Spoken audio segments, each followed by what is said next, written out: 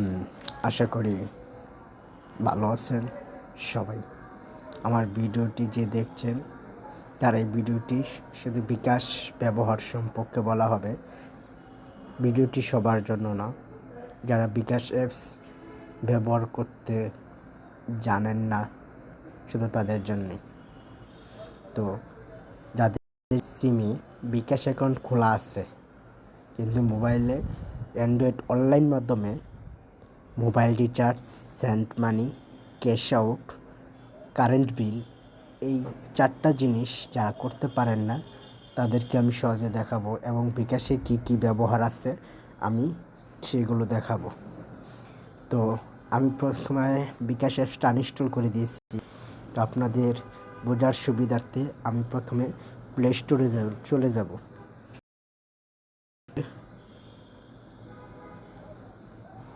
Charge option, ওই যে charge কারো উপরে থাকতে পারে, চার্জ অপশনে চলে যাব। তারপরে আমরা চার্জ করব বিকাশ লিখে, বিকাশ ভি কে, ওই যে এখানে চলে আসছে BKASH বিকাশ।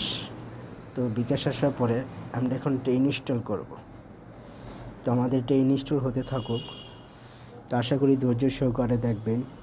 ধৈর্য সহকারে দেখলে বিকাশ সম্পর্কে নিজেকে আপডেট করতে পারবেন, এক ধাপ এগিয়ে নিতে পারবেন ব্যবহারের দিক দিয়ে। দোকানে গিয়ে বলতে হবে না যে আমার কারেন্ট বিল দিয়ে দেন, বা কীভাবে টাকা উঠাবেন, কীভাবে মোবাইল রিচার্জ করতে হয়, এগুলো দোকানে যেতে হবে না, ঘরে বসে করতে পারবেন শুধু আমার এই ভিডিওটা দেখে। আমি আপনাদেরকে বোঝার সুবিধার্থে কিন্তু সম্পূর্ণ দেখাবো। অ্যাপসটা ইনস্টল হতে থাক।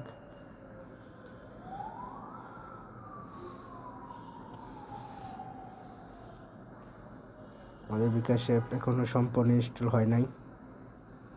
আচ্ছা, আমরা আবার ওইখানে গিয়ে দেখি বিকাশ বিকাশ ইনস্টল হয়ে গেছে। তো এখান থেকে ওপেন করতে পারি, কিন্তু আমরা এখানে এসে দেখব আমার বিকাশ অ্যাপসটা কোথায় আছে। তো আমার বিকাশ অ্যাপসটা এই যে, আমি প্রবাসী, ডাইন পাশে বিকাশ অ্যাপসটা আছে। তো বিকাশে চলে গেলাম,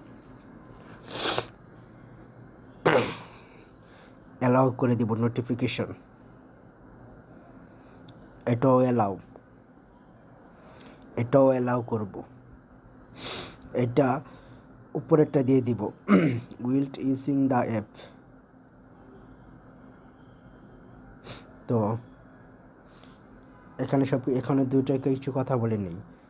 যারা লগ ইন করবেন কিংবা নতুন বিকাশ অ্যাকাউন্ট করবেন তারা শুধু লগ ইন বা রেজিস্ট্রেশনে ক্লিক করবেন। আমি লগ ইন করবো, তারপরে যে নাম্বারে অ্যাকাউন্ট খোলা আছে আমি সেই নাম্বার দিব।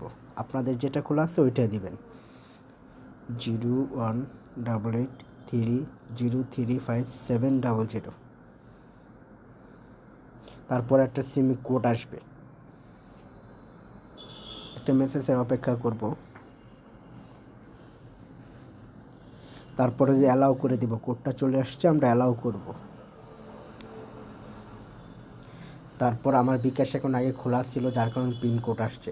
আর যারা পিনকোড ভুলে গেছেন বা রিসেট করবেন তারা ওই যে এখানে ক্লিক করতে পারেন। বিকাশ পিনকোড ভুলে গেলে কি করতে হয় ওইগুলো পরে আরেকটা ভিডিও দিয়ে দিব না।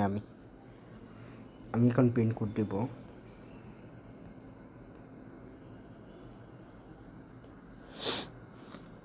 এখানে নামের অংশ আসবে, আমার আগে সেট করা ছিল তাই আমার নামটা চলে আসছে। আপনারা এখানে নাম লিখতে পারেন, নয়তো স্লিপ করে চলে যেতে পারেন।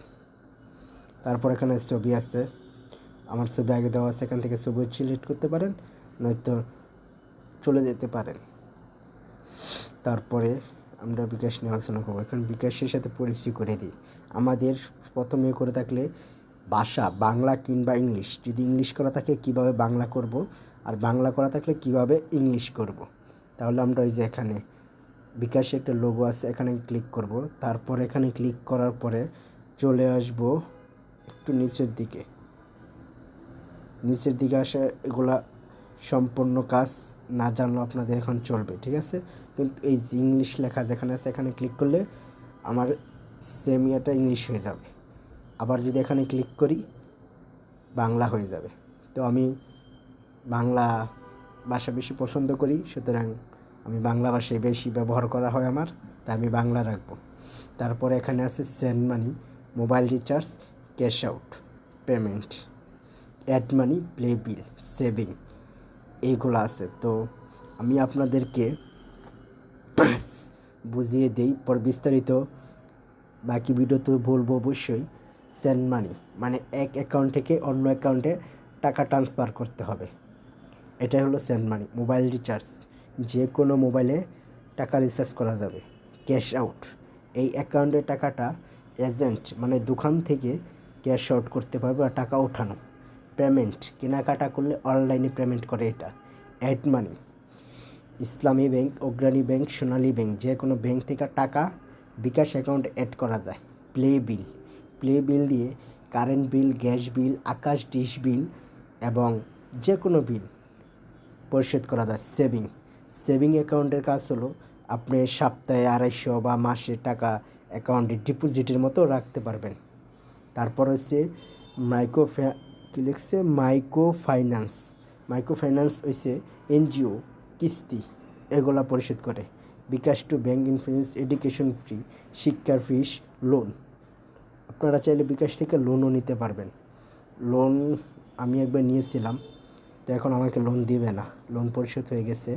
যাই হোক, রেমিটেন্স, রিকোয়েস্ট মানি, টোল, ডোনেশন এগুলা সবার প্রয়োজন নাই। তারপর কিউআর কোডের চার্জ আছে। যাই হোক, আমি প্রথম আপনাদের মোবাইল রিচার্জ দেখাবো, ঠিক আছে? তো আমি এখানে মোবাইল রিচার্জে চলে গেলাম। তাহলে আমি আমার একটা নাম্বার আছে, এই নাম্বারে আমি রিচার্জ করব, ঠিক আছে? এই নাম্বারটা এই যে এখানে ক্লিক করলাম। তো এখানে নাম্বারটা এখানে ক্লিক করতে পারে, আবার কেউ এখানে লিখবেন, ঠিক আছে? যার যার ব্যক্তিগত বিষয়, কিন্তু আমি লিখে দেখাই। 0188303570 লিখলাম।